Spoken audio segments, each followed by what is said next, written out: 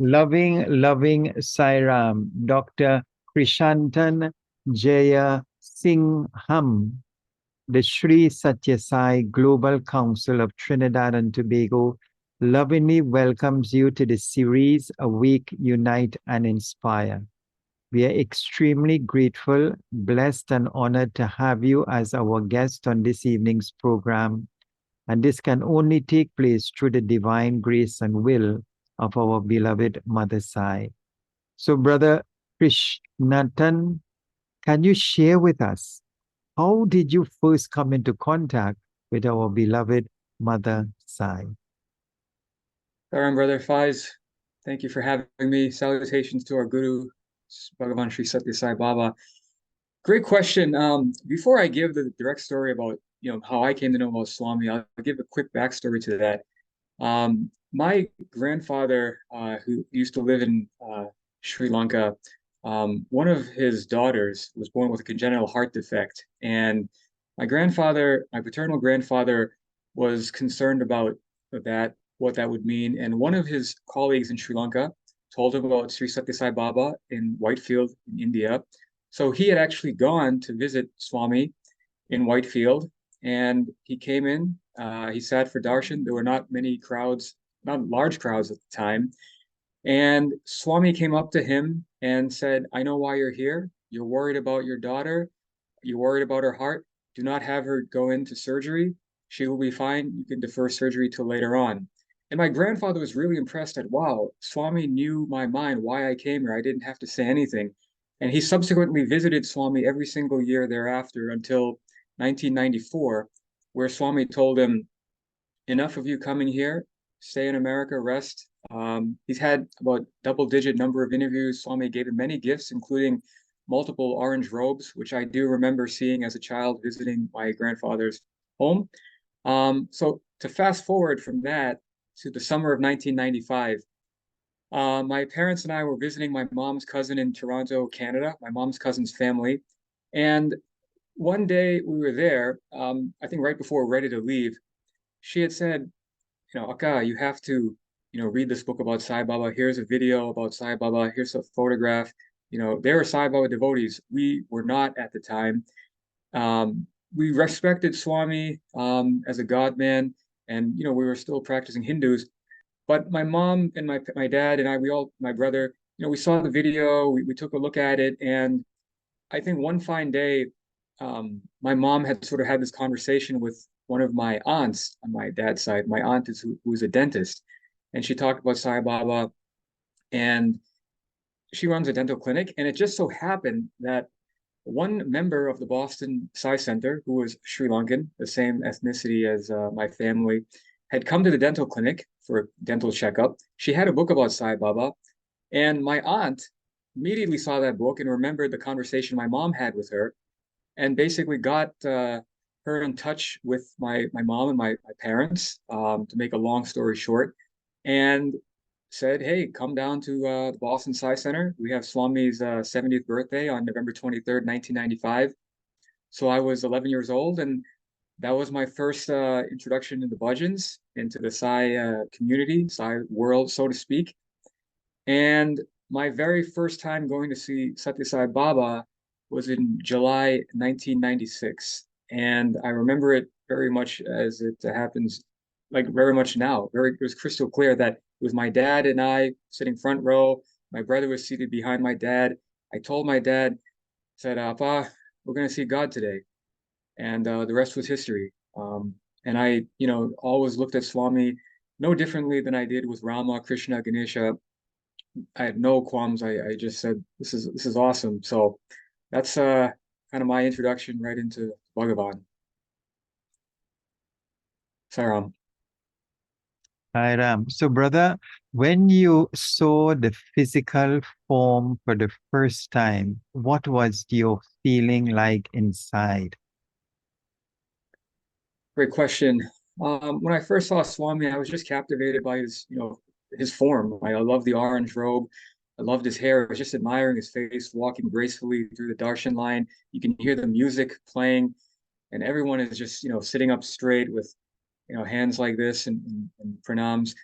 And I was just soaking it all in. I think I was probably, too young to appreciate the magnitude of it. I know Swami talks about when you have darshan of God, just to sit quietly. But I was really excited, really enthusiastic of seeing Swami. I was able to attend, Balavikas and everything before that. So I had a good, as much as I possibly could, good understanding of the rules and layout, and as much as tried to watch some videos of Swami as well.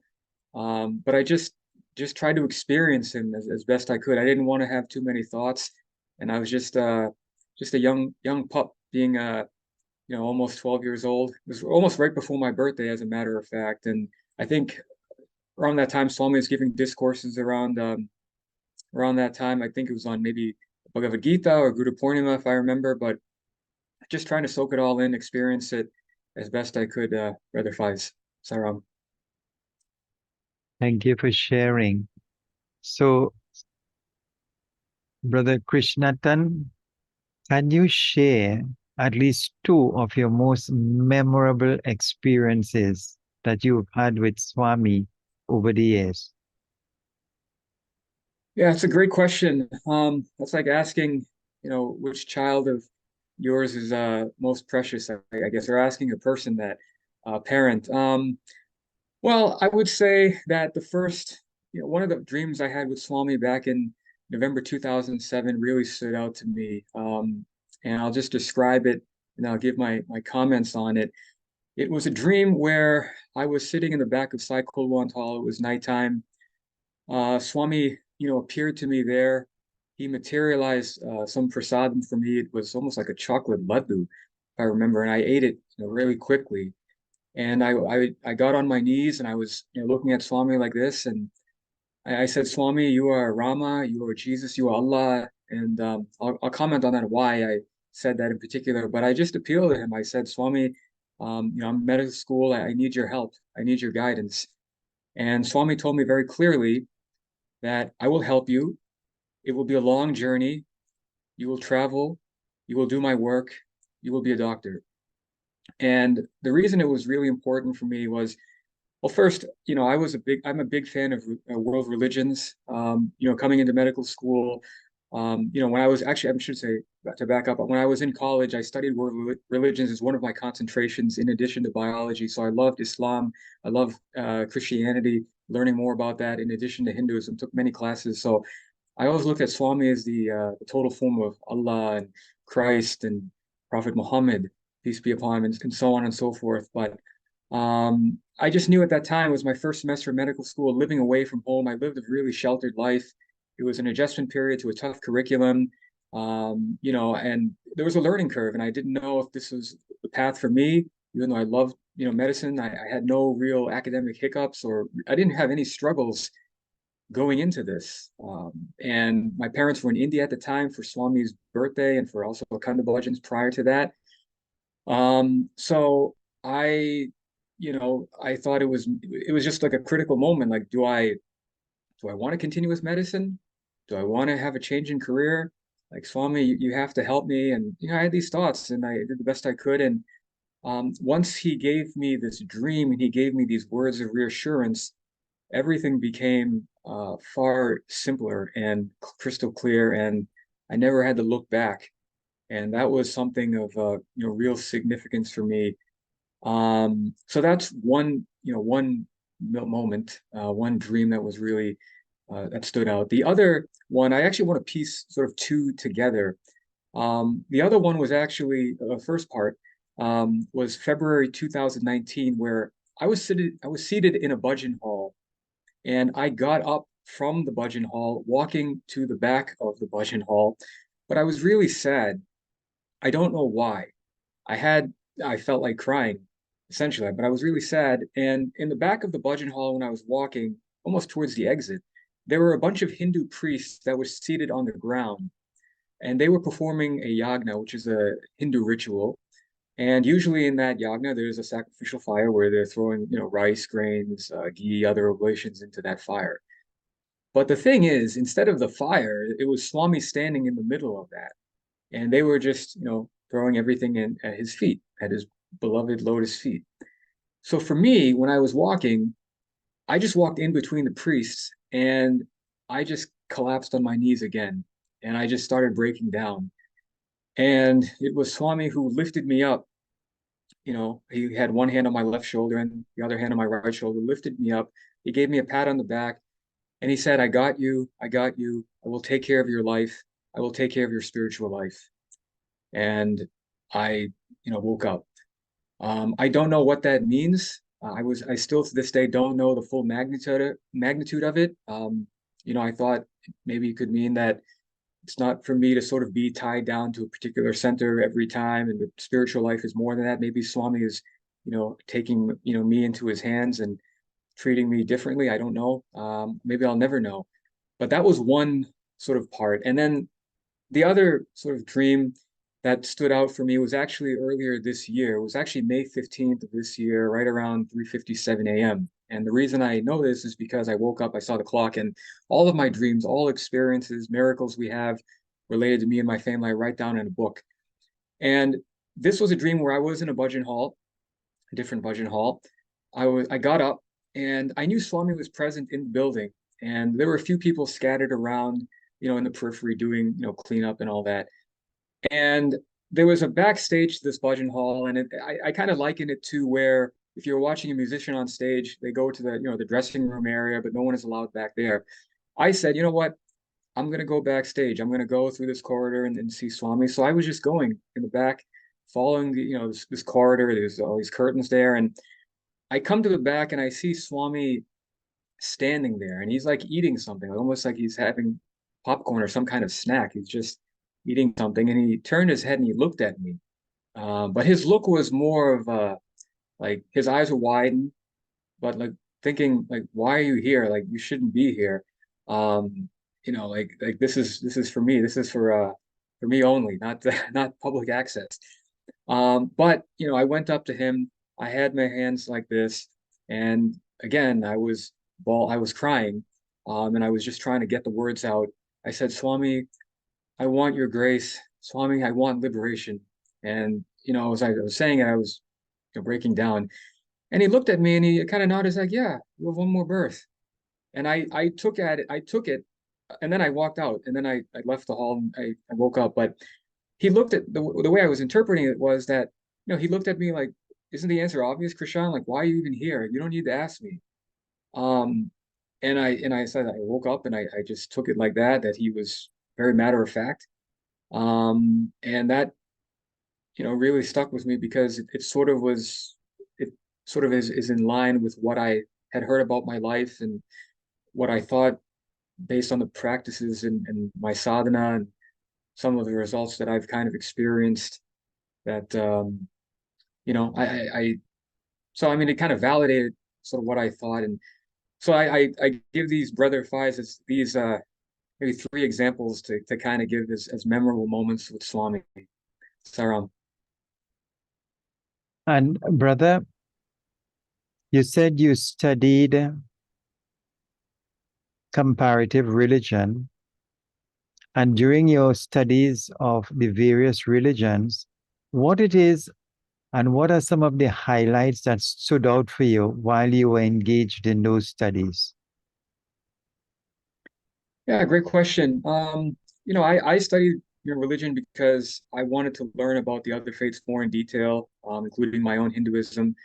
Being in college, I wanted to look for the unity in all the teachings, looking for the common threads, so to speak, that every religion has the same source, which is Sanatana Dharma. And Swami has given the example of rainwater falling and it can land in grasslands, it can land over mountains, it can land in marshy areas, and basically pick up the composition um, in the environment in which it lands. But the source is one.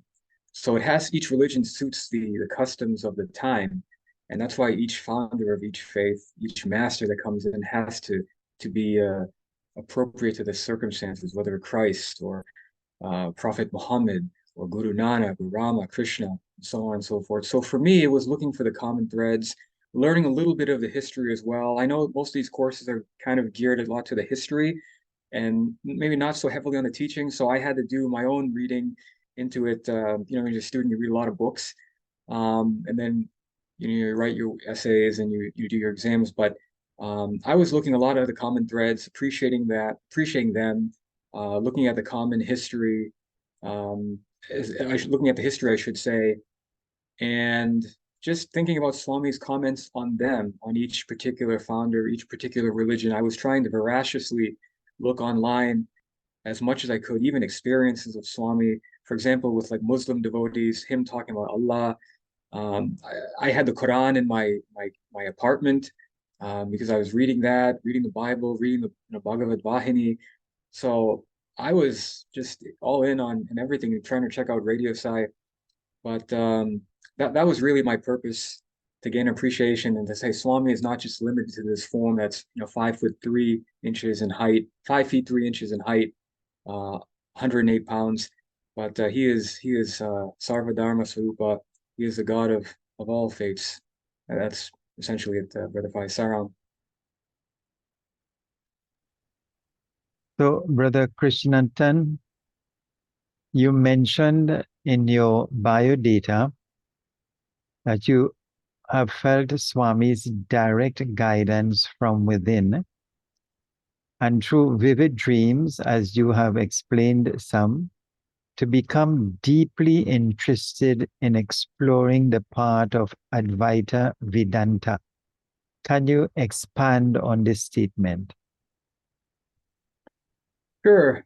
Well, I think that after these, dreams that happened, obviously the one in 2019, I had felt just in my own sadhana that, and especially before the pandemic, that my interest was always just on asking these questions of, who I am, where do I come from, what is the nature of life, and certainly a lot during the pandemic, that became a common thread where we were thinking about our own mortality, thinking about life in the world. It changed every sort of perspective of a lot of people, but in particular me, where I had a deep interest in reading a lot of the Hindu scriptures, the different Upanishads as much as I could.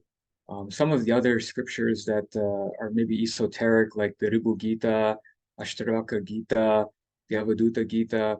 And that's sort of, I kind of align it with Hinduism as well, get better, knowing my faith more intimately than sort of the average person. I could feel Swami, taking me where I would be exposed to other organizations like Chinmaya Mission, which is actually about 15 minutes from my home, being able to participate online, being able to go there for the temple to meet the acharyas, and just I felt Swami's presence with me from within, and just wherever I go, that this is probably what he meant, that I will take care of your spiritual life, and he sort of opened up the curtain, so to speak, for me to come in contact with these different individuals, but also looking at the teachings at the highest level possible.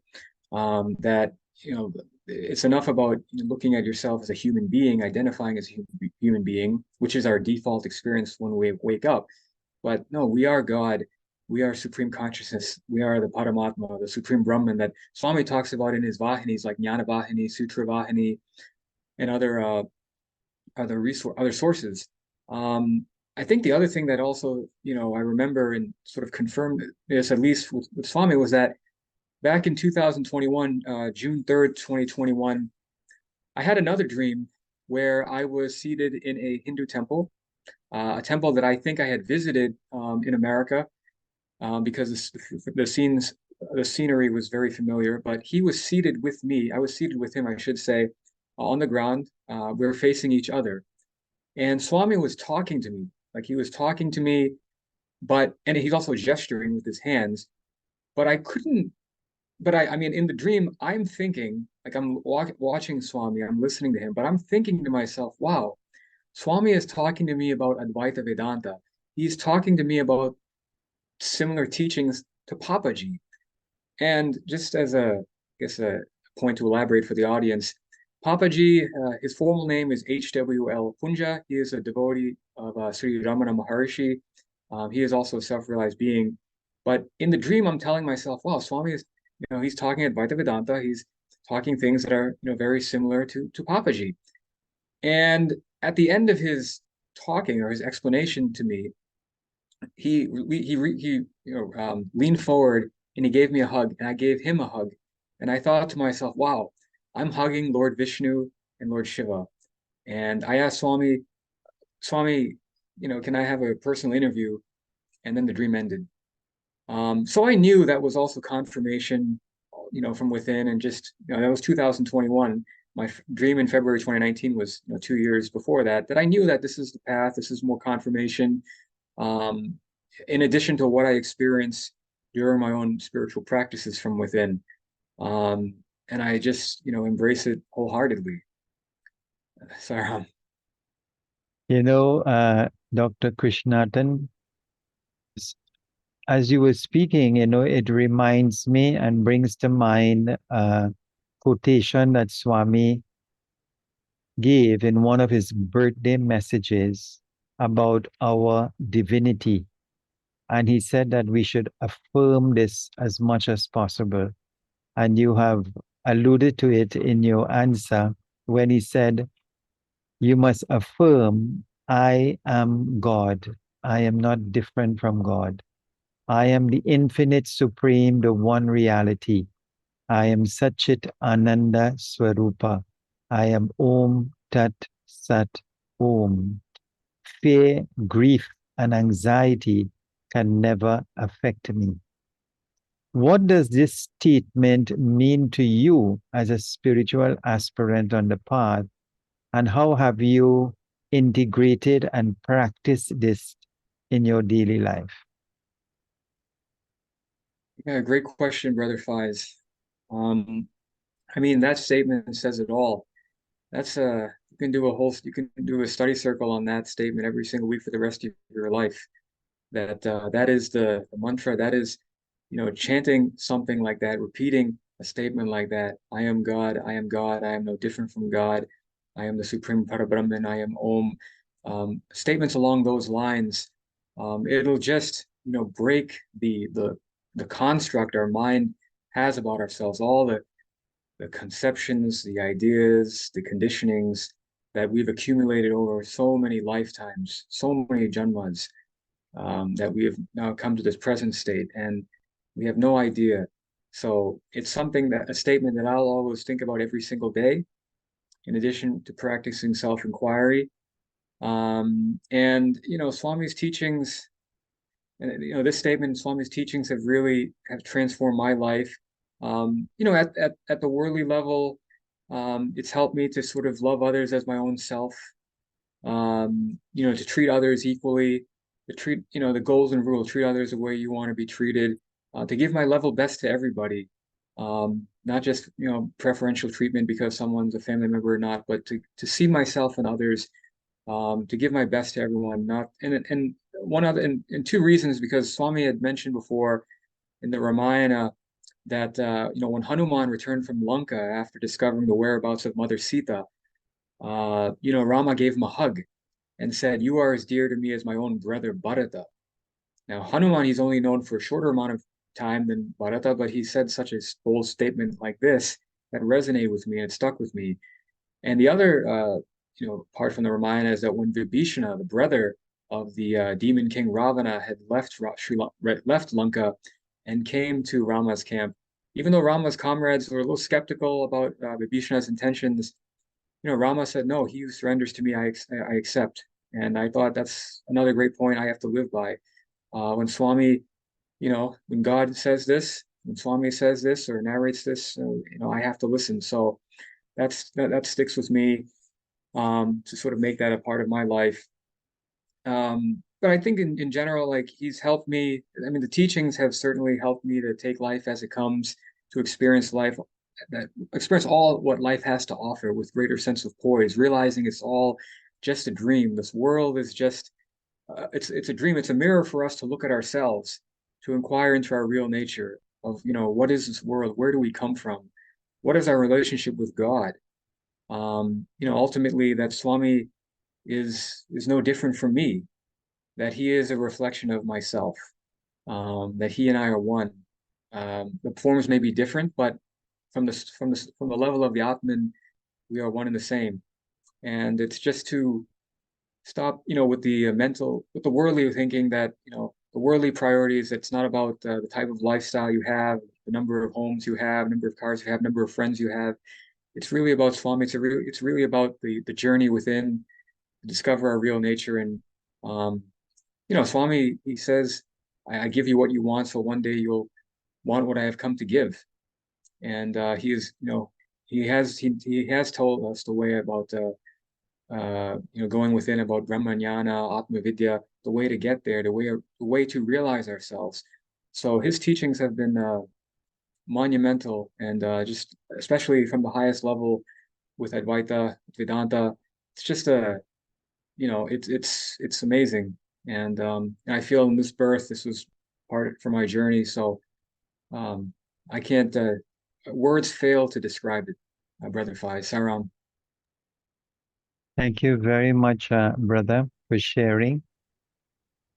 And when you became aware of your purpose in life through your spiritual inquiry, what are some of the practices that you have aligned yourself with to awaken, or what has been most effective in your sadhana to awaken that inherent divinity, and then to live from that space within in your thought, word, and deed, so that every word, every thought, every action can become a blessing to your world?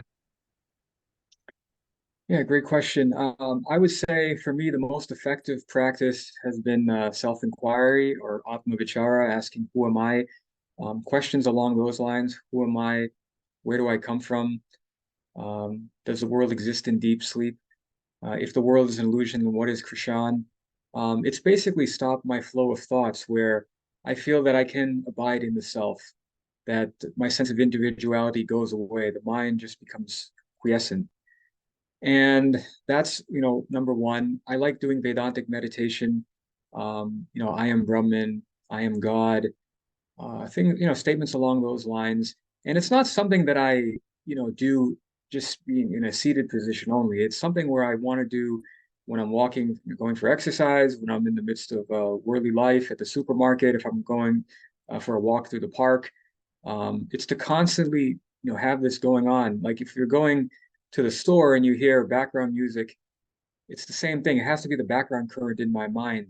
It has to be the activity that I have to keep doing. That's been most effective to help me to have unity of thought, word, and action because it reminds me of my divine nature.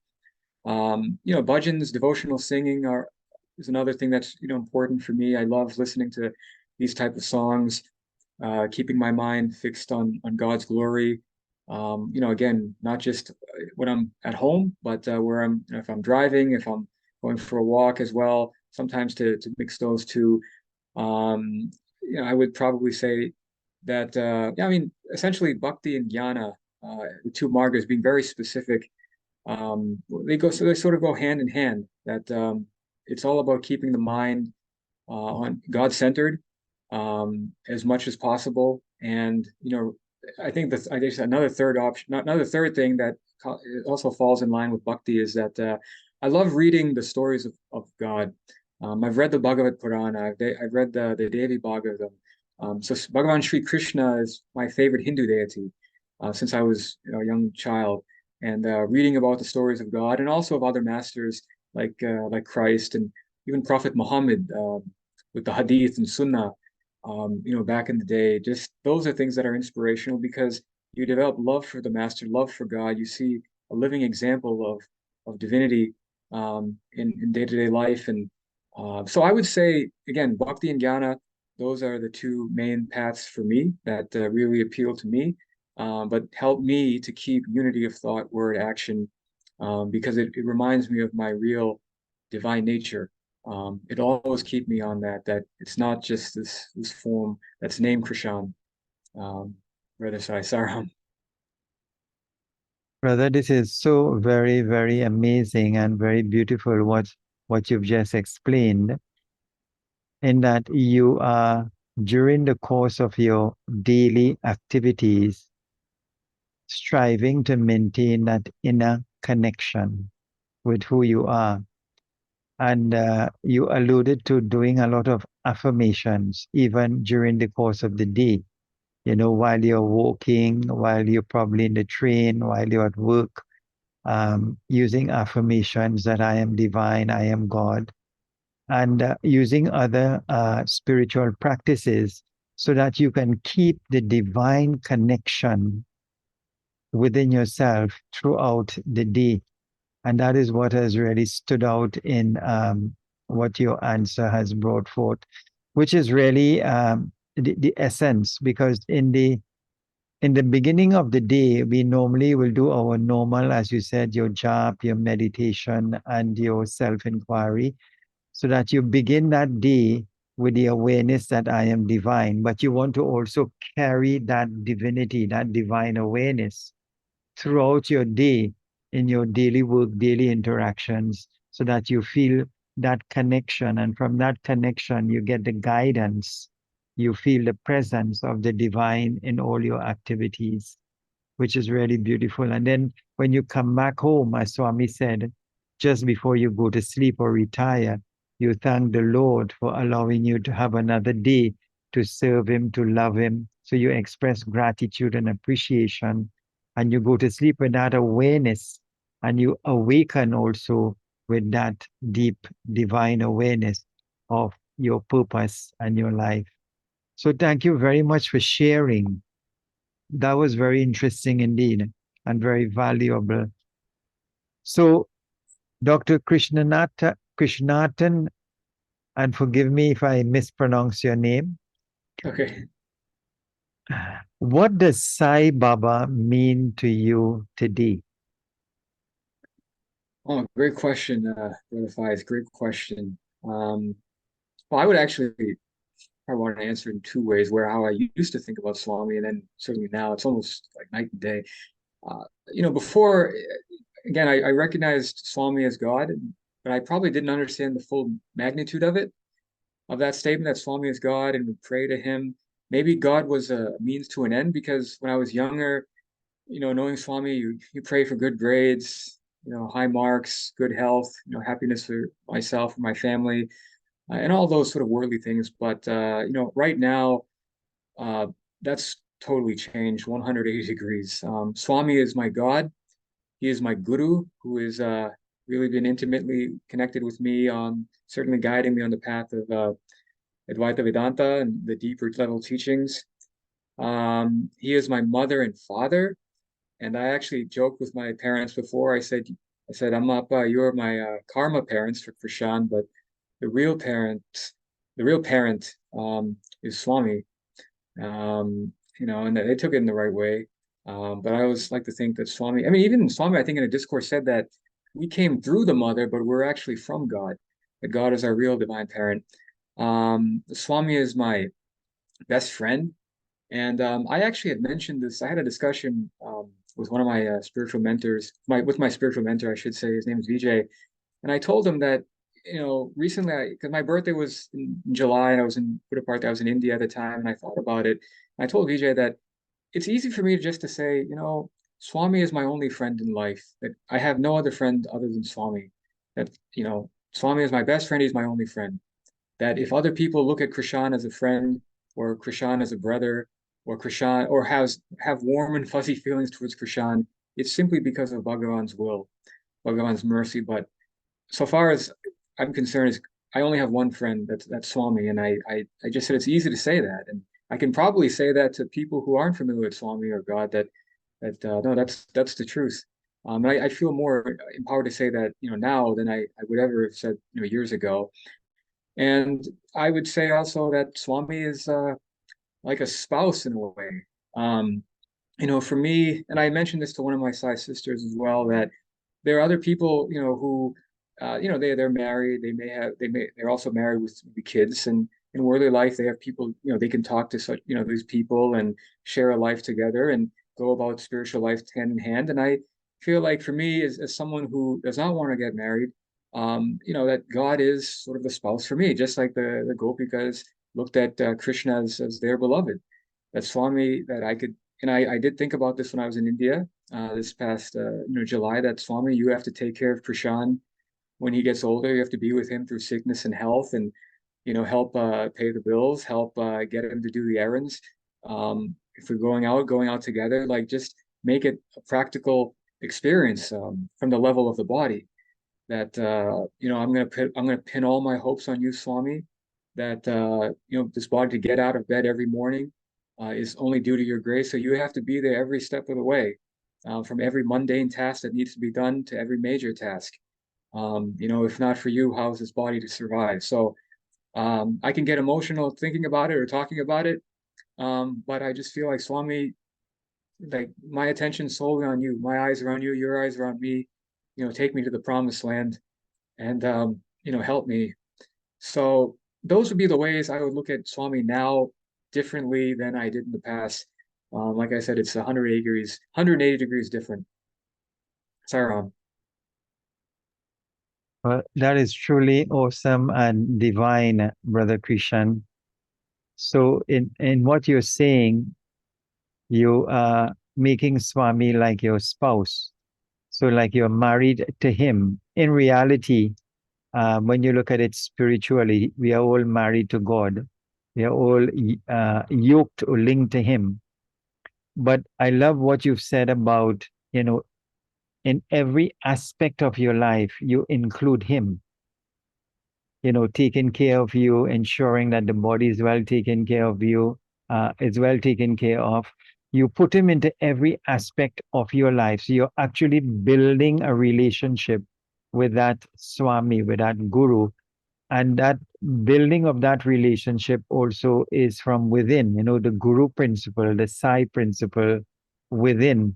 And just as you build a good relationship with a friend or a colleague, you're also building this relationship with God, so that you live in God, for God, and with God, inside, with side, for side. And that is so very, very beautiful. And then also making God your only friend. You depend on Him for everything, knowing that He will never disappoint you as any physical or worldly friend might, you know, having Him. And He Himself has said, make God your only friend. He says, mother will leave you, father will leave you, friend will leave you, children will leave you, but God will never leave you. So make God your only and your best friend. So very beautifully described.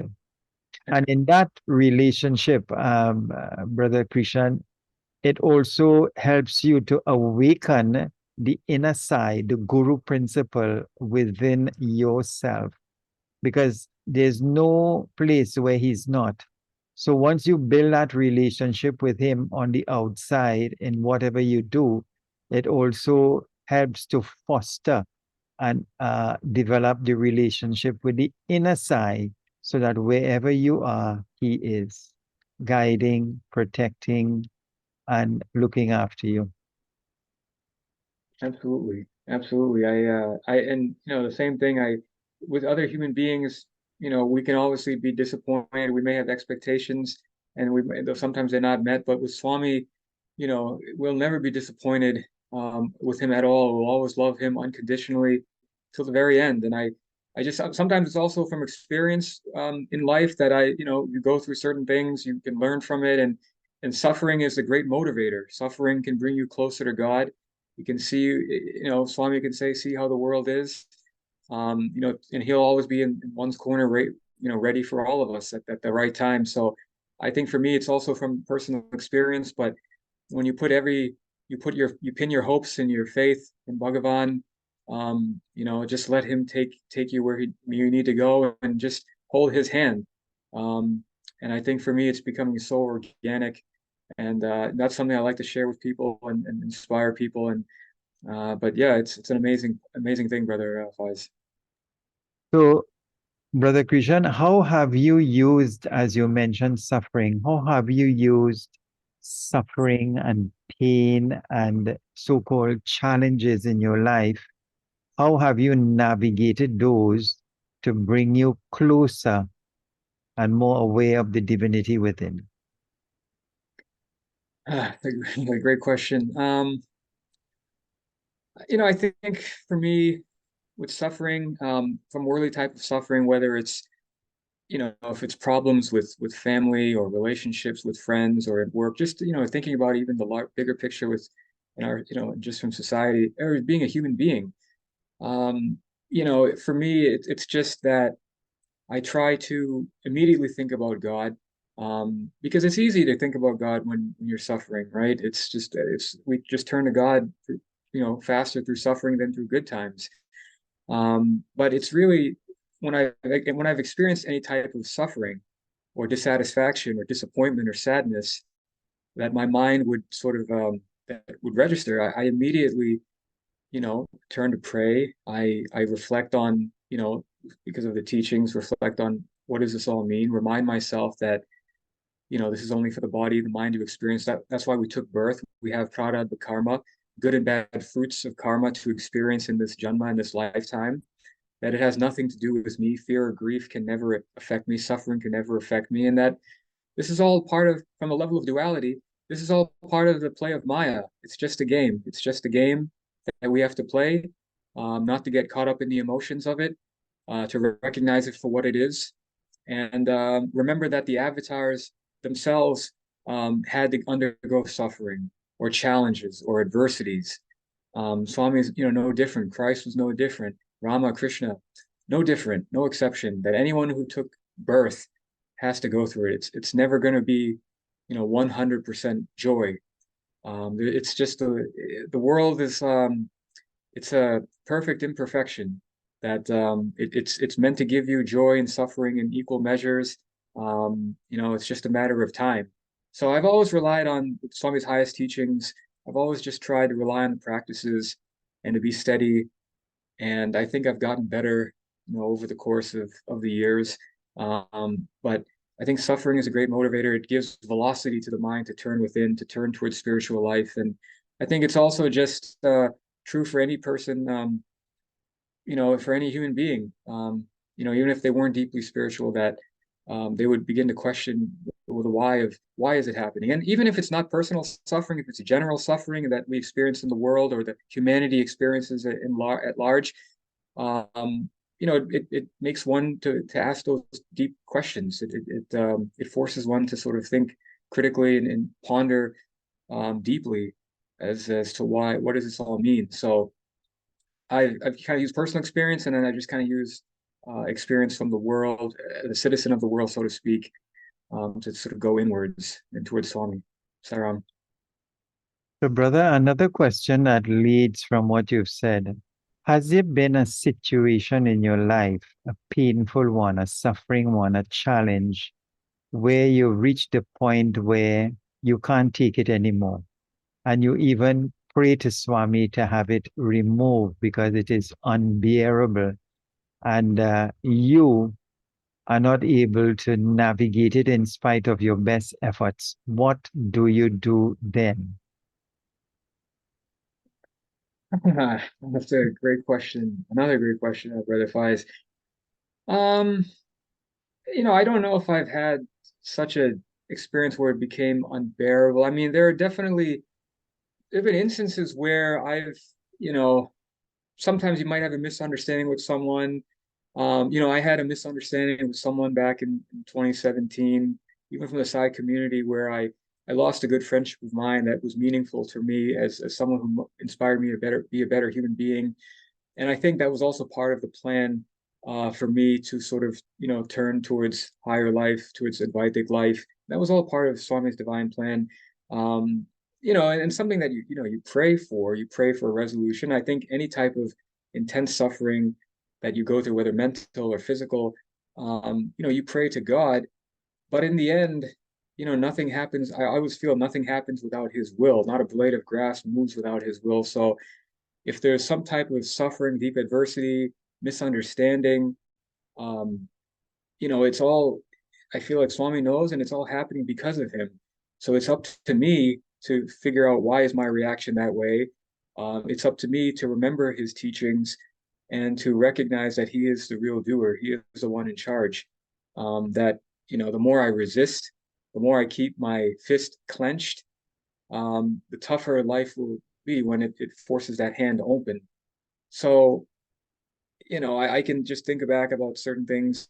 I don't think it got to that point where it became unbearable, but I would probably have applied the same approaches, to it. I think sometimes when you have a problem with people, if it's in the same, spiritual community or a loved one, like a family member, maybe that hurts more than, someone, a colleague or some random person or, whatever other circumstance. But I think the approach is always the same, to recognize why it's there, make sure your reaction to it is appropriate. That ultimately it has to please Swami, and there's a lesson to that, and that we just have to turn to him, and that through his grace, that our minds will be calm, will be mollified, and that we will, seek spiritual life and plunge, deeper into it and make progress.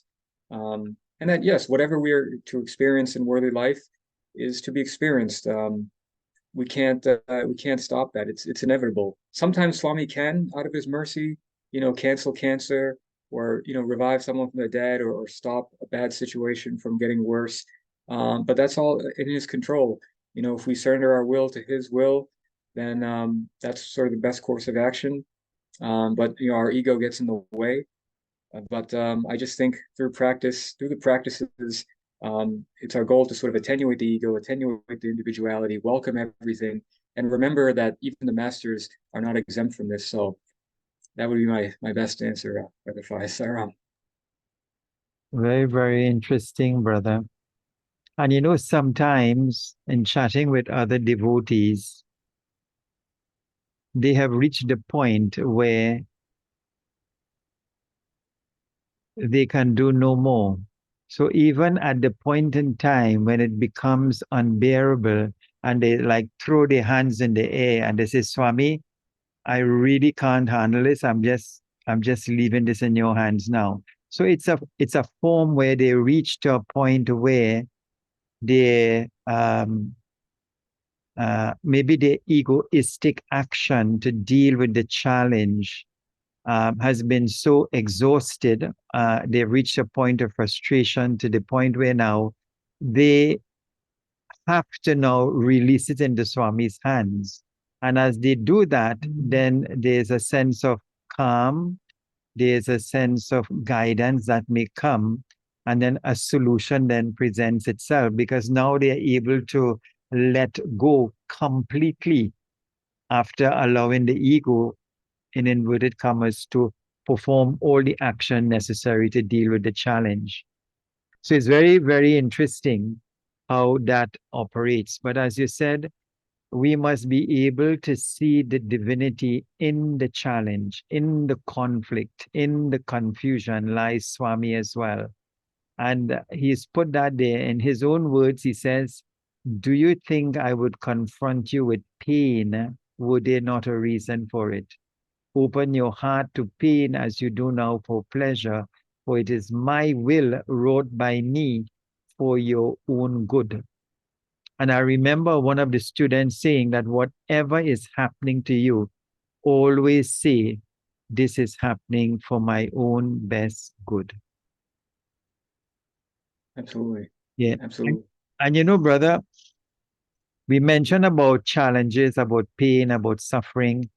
And a devotee mentioned to me recently that he prays to Swami to remember him, not so much in the challenges, because naturally in the challenges we cry out to God for help, for guidance, for ways to navigate. But he's praying to Swami that in the good times, in the happiest of times when he's feeling happy, that he does not forget Swami or doesn't take Swami for granted. So his prayer is to always strive to remember Swami in the happiest moments of his life. Great point, Brother Faiz. Absolutely. I agree that when, we are going through good times in our lives, when everything that we touch turns to gold, it's easy for the ego to just forget God, to take God for granted, to assume that things will be the way they are. But, we have to remember God equally through the good and the bad. There's no question about it. And just, it also reminds me when you were speaking that in just a Hindu scripture, the Valmiki Ramayana, that when again when Hanuman returned from Lanka and he was given a hug by Rama, thanking him for discovering the whereabouts of Mother Sita. Hanuman collapsed at Rama's feet and he said, save me from the clutches of my ego." That Hanuman was receiving all this praise, but he didn't want his ego to get inflated. He didn't want his ego to get in the way. And so absolutely, we have to remember God, through the good times, and give him all the credit, all the glory. And just remember that, all the good that's happening to us, or even all the bad, it's just for the body. It's just for the mind. It has nothing to do with us. So I've definitely have tried to, practice that in my own professional life, in my life in general, that it's all about Swami. It's not about Krishna. It's not about any other, being. So. And it leads also to another point of discussion, brother, that what you alluded to is also what Swami calls equanimity. That he says that what I want from my devotees is that they treat joy and grief, pain and loss with equal fortitude. That state of equanimity where we rise above the dualities. And I remember his exact words in relation to that is, let the wave of memory, the storm of desire, and the fire of emotion pass through your system without affecting your equanimity. So it is the ability to navigate the situations in our life, what we might call so-called bad, so-called good situation, gain and loss, pain and joy, with that equal equanimity. Because I guess we have to rise above the dualities.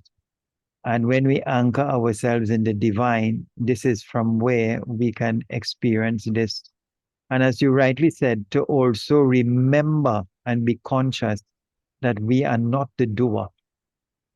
He is the one who is instigating. He is the one who is orchestrating. He is the one who is pulling the strings.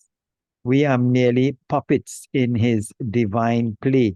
And the more we are able to see it from that perspective, I think the more we realize the divine more and more in everything that we do. So thank you so much for sharing that. So, Dr. Krishan, over the years, and you've been within the Sai fold, you said, for over 30 or nearly 30 years, you've had wonderful experiences with Swami through dreams on the physical level. And how has practicing those teachings transform and continue to transform your life today? Well, it's a good question. I think just like I sort of alluded to it before, Brother Faiz, that the teachings have, from a worldly perspective, just made my life more crystal clear that, there's more sense of peace, more gratitude, um, being able to see everyone as myself, to love others as myself, to serve others as I'm serving myself, to, to not give any sort of preferential treatment, to be one and the same. Just it helps me just to, again, to get rid of these materialistic thoughts, ideas that that can infect us, with, if we're in the world, in the workplace or whatnot, that keep the priority always on God, keep the priority, on Swami, that this is just a reflect. It's a mirror for us to look within. It's a mirror for us to inquire into the teachings and to inquire into our real nature. That if we take care of our spiritual life, that our worldly life will follow suit. It's like a person climbing a tree. The shadow is there, but you're climbing the tree to grab the coconut or another fruit. And the shadow is doing the same thing. If we take care of our spiritual life, Swami will look after our worldly life, equally. So we don't have to worry about that. But it's just it's changed. His teachings, Swami's teachings, the teachings of Advaita have just sort of blown the roof of how I used to think before. Knowing, thinking back when I was coming to know Swami in my teenage years, as a young adult, someone in my 20s, there's a lot more maturity there. more stability there. And I don't seek validation from any person. I never do, but there are times I always tell Swami, Bhagavan, you know me, you know my heart.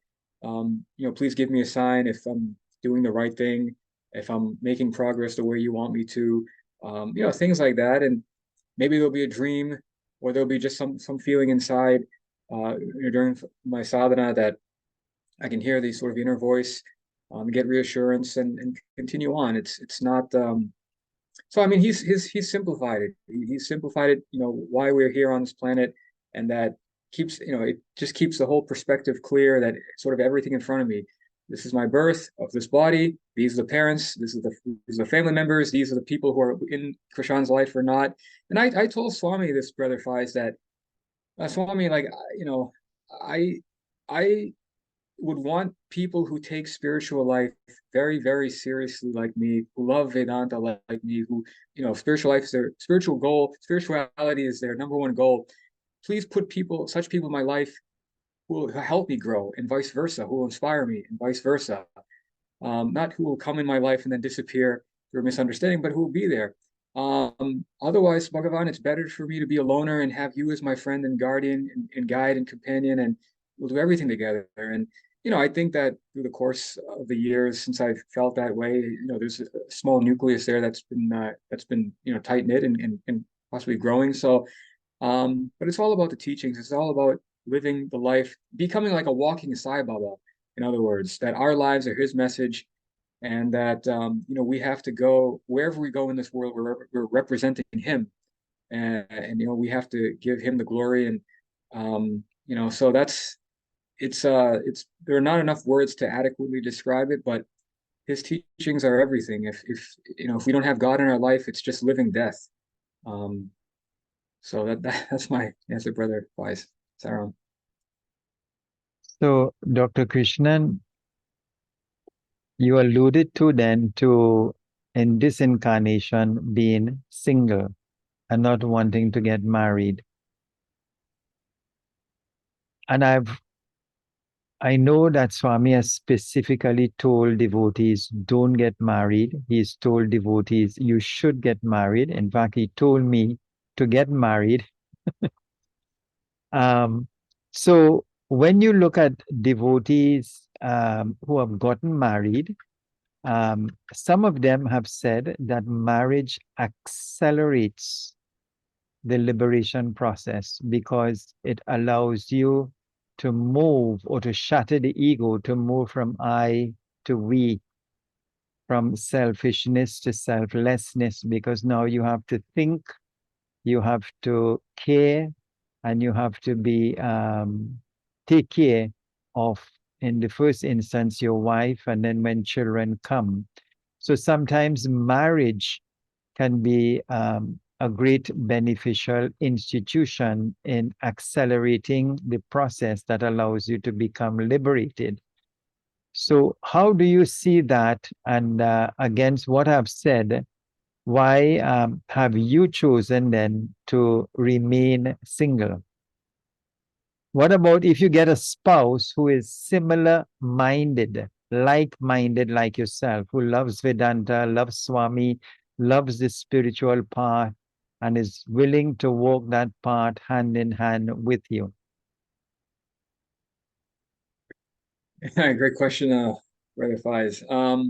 So I used to entertain that desire before, years ago when I was in medical school, that I wanted to graduate. I did want to marry a girl who was a physician. We wanted to have a family and do global health seva, things like that. That was part of the my idea, my thinking.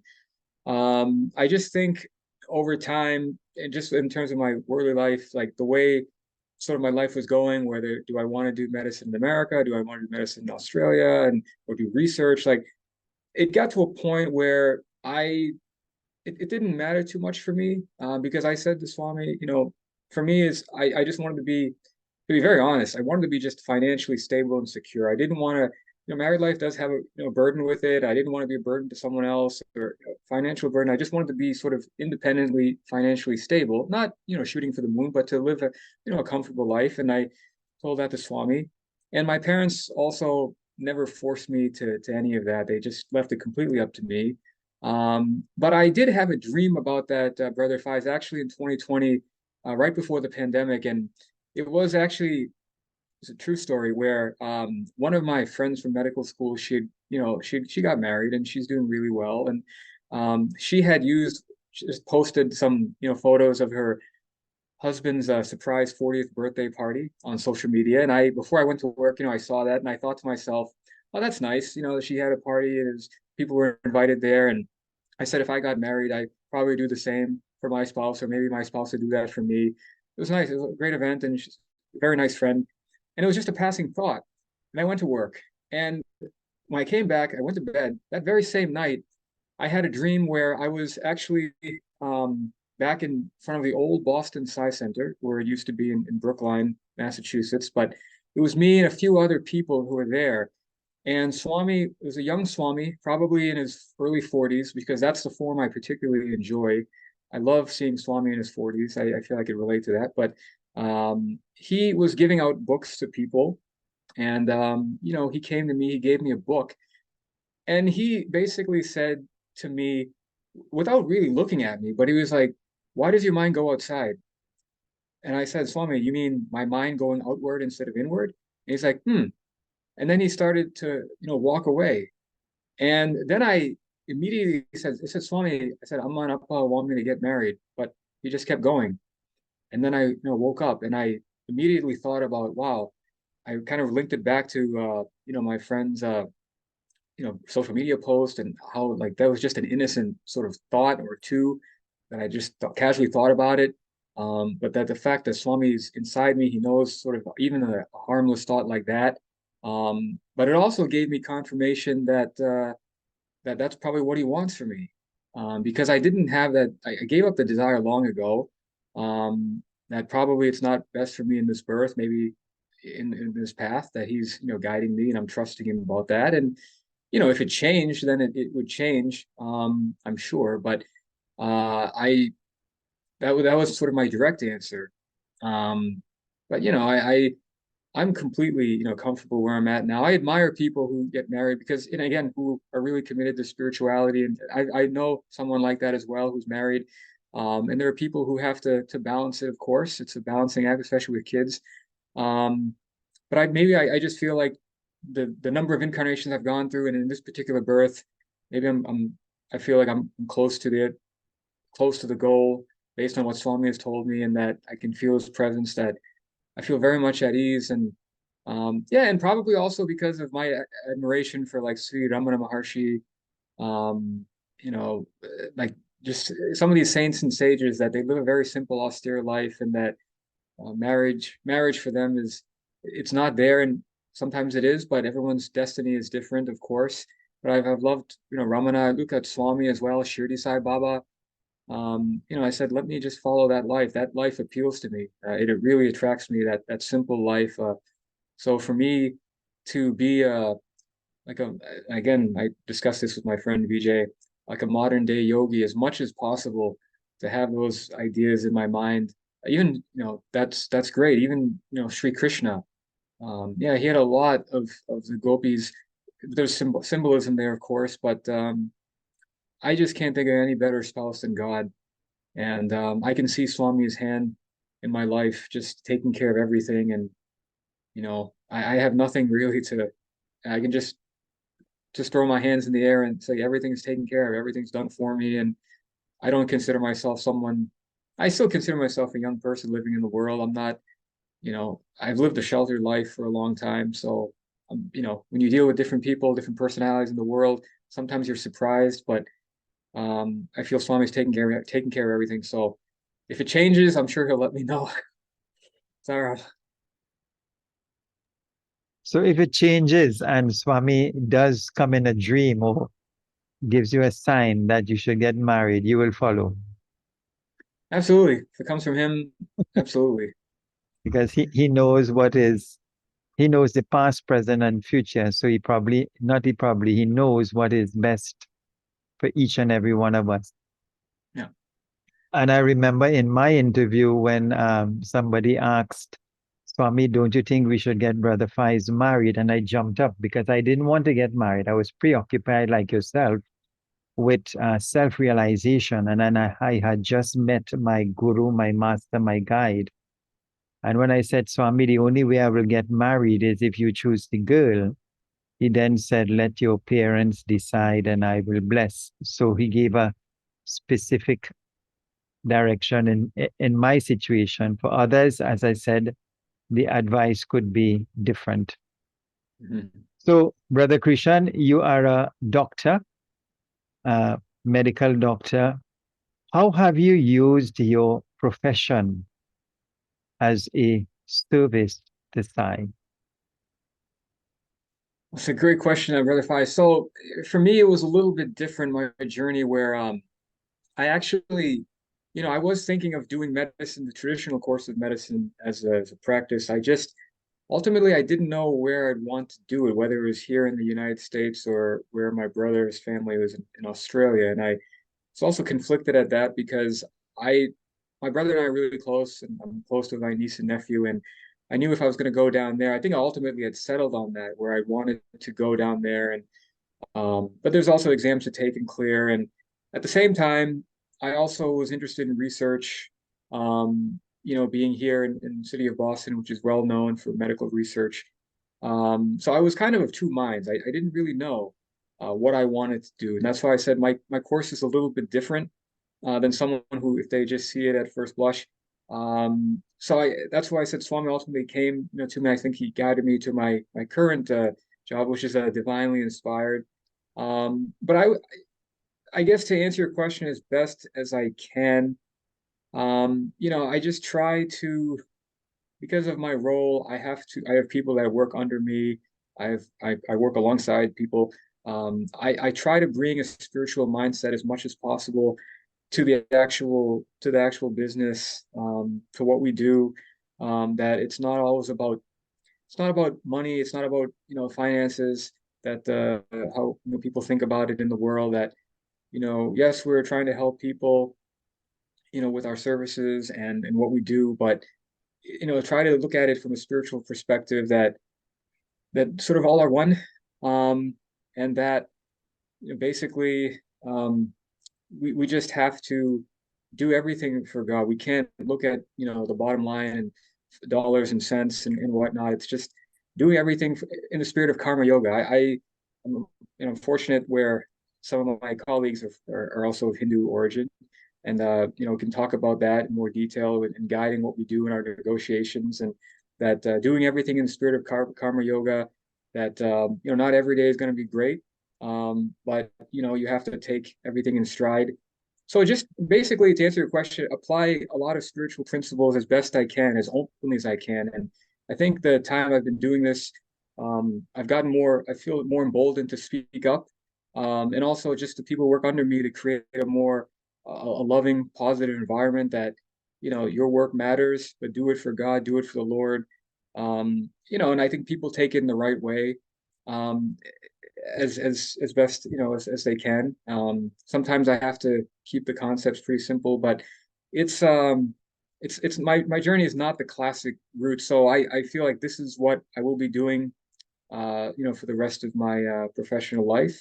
But it's all, like I said, it's a divinely inspired gift, um, and I can see Swami's hand in everything. So it's just the best I can do is just try to apply spiritual principles and messaging into what we do in a day-to-day basis, and change the mindset, that it's not about chasing every dollar, not about chasing every cent.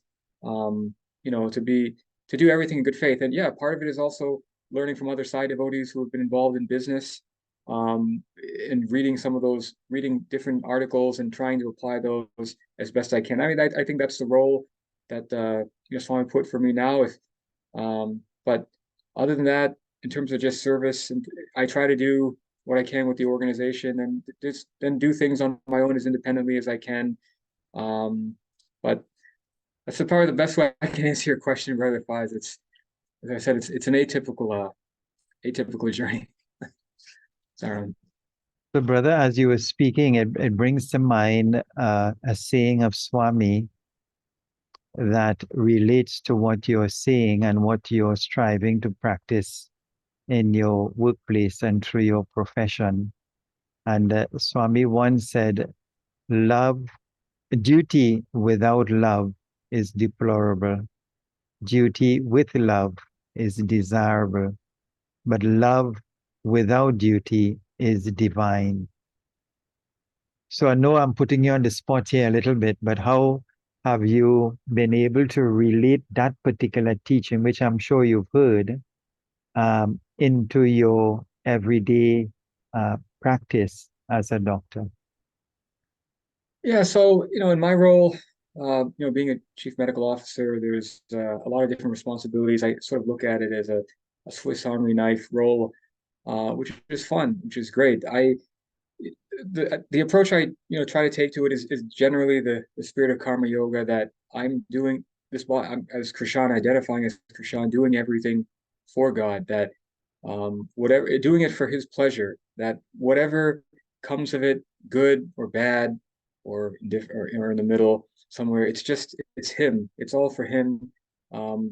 That's all I can do. And I've told Swami many a time that you gave this job, it's your responsibility to see it through. You know how much is at stake, you know the responsibilities, you know how much work goes into it.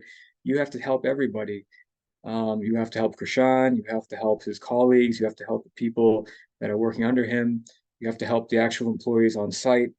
In everything that we do, in every aspect, I said, Swami, it's all you, you know.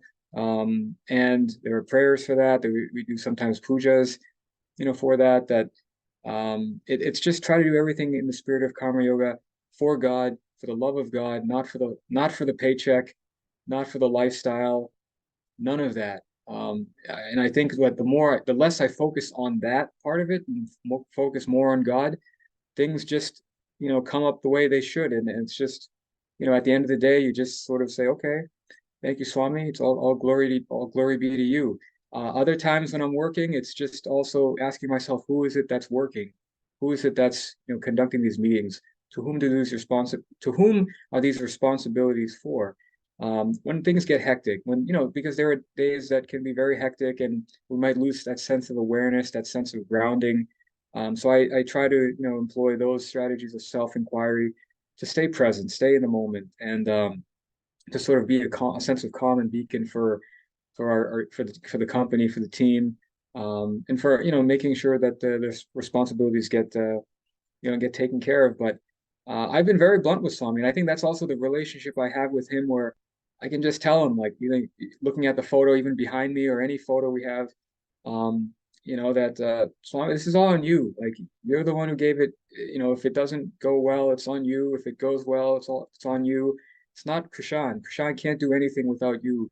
So that's why I feel like his hand is working through me, getting things done, and it's not my effort, not my individual effort, and even for the company as a whole. So um, I just try to do it for love, not a sense of duty, not for the paycheck, not for anything. It's just and that's why I don't have really any attachment, to it. As much as it's fun, as much as the colleagues are great, as much as how everything is phenomenal, the experience, it's all just a dream and illusion. And he's the one that's the puppet master. He's the one that's pulling the strings. So I just try to take a big picture approach, and not to be attached to it. I'll never, go out in public and talk about this or brag or boast about it, or worry about, Swami, you know, I need a raise or I need a promotion. Like, those words will never come out of my mouth. I'll say, Swami, this life is yours, everything is yours. I would, so I just have that sense of, I think, commitment to him, for him, and I can just throw my hands in the air, and just live life as it comes, and for him. So I hope that answers your question. I know I might have gone off a little bit of a tangent, Brother Fies, but that's as honest as I can be with it. So Thank you very much, brother. And you know what stood out or came out is this idea of doership, that he is really the doer. He is really the divine orchestrator. We are just the instrument. So whatever he chooses to do, We need to go with the flow. We need to align our will with His will. And then purpose, significance, and value will come. And then, as you said, not being attached to the position, even though you have a position that pays you well, that has a lot of perks and benefits, and so many other good things happening.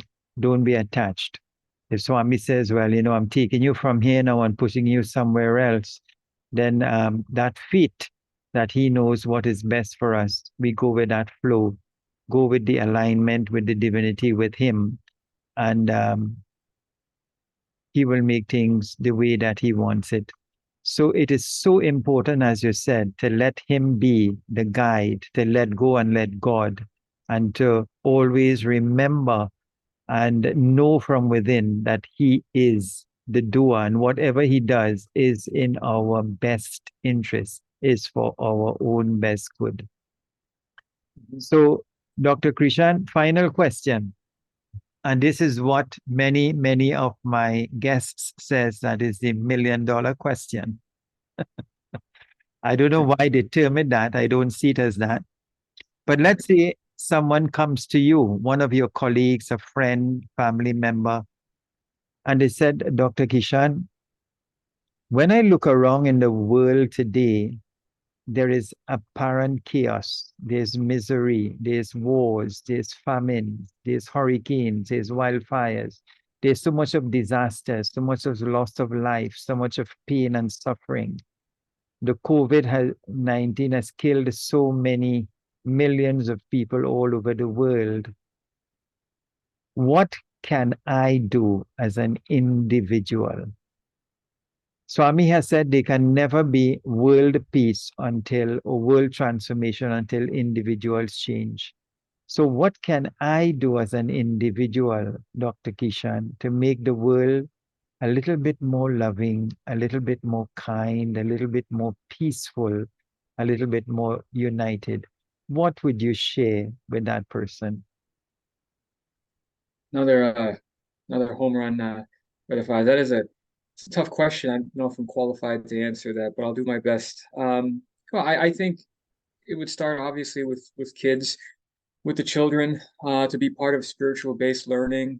Whether it's Bala Vikas, SSE, Bala Vihar, that these are the next generation. These are the malleable minds, the young saplings that need to grow in these human values, that they can become strong and sturdy when they reach go as they advance through their school years, elementary school, middle school, high school, college, into the workforce. But that really begins also with strong parents who have a really deep, meaningful spiritual life. There's that quote that Swami has said about, if there's righteousness in the heart, there's beauty in the character. If there's beauty in the character, there's harmony in the home. If there's harmony in the home, there's order in the nation. If there's order in a nation, there's peace in the world. And I think that encapsulates it. But the parents, the adult figures, have to practice his teaching sincerely. They have to be familiar with the 9-point code of conduct, with the 10 principles, and set the example for the children. And parents are like teachers. They're the first teachers for these children. So you have to start at the home, with the family. I think at a practical level, we have to be kind to people, realize that everyone's going through their own battles and journeys, and their struggles, that we can say a kind word if we can. If you see the cashier at the supermarket or at the coffee shop, it's important to say say a nice word if you can. If you can't do that, don't say anything hurtful. It's important also to recognize that we're all instruments of God, and self-care is really important. Mental health is really important. I would say that at a bigger level, that avatars have come on this earth, saints and sages have graced this earth, and that things have gotten better, and things have regressed and have gotten better, regressed. So it's almost cyclical. That this world, and I mentioned this earlier, that if a blade of grass, if a blade of grass is moved because of God's will, something insignificant as that, what to say about all the wars and the pandemics that exist, and all the friction, man's inhumanity to man? of all that, what to say about that? That it's all his, it's all his play. It's all his, Maya, that we're a part of, and that we have to really recognize ultimately that, who we really are. We are God. We're called to do that, that we are divine. We have to put our sincere efforts to that. Um, and that, with the world in general, if some people can't be directly involved, you can obviously pray for the world. Samasta loka sukhino bhavantu.